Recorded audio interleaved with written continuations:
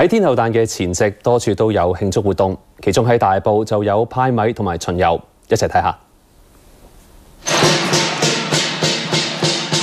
舞龍舞獅，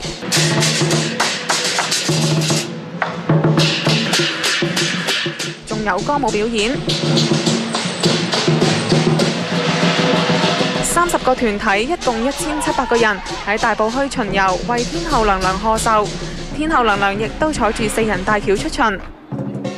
農曆3月23號係天后誕，大埔舊墟村公所按照傳統喺天后誕嘅前夕舉行慶祝活動同埋派米，有公公婆婆一早嚟排隊。我9點零鐘嚟咯，平安米食咗咪平安咯。哦，我有平安米，而家食到我咁老啦。有米粉啦，有米啊。開唔開心啊？開心。點解嘅？點解會特登過嚟攞平安米嘅？係啊，有得派咪走嚟攞啲啦。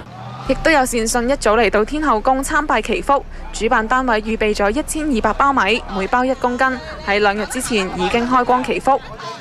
大會一共係預備咗5000條呢一啲開咗光嘅祈福帶派俾善眾，將彩帶綁喺廟外面嘅祈福架，希望天后娘娘保佑佢哋合家平安。大埔舊墟天后宮係喺1691年起㗎，清朝康熙年間，每逢天后誕嘅前後都會有大規模活動。無線電視記者趙佩如報導。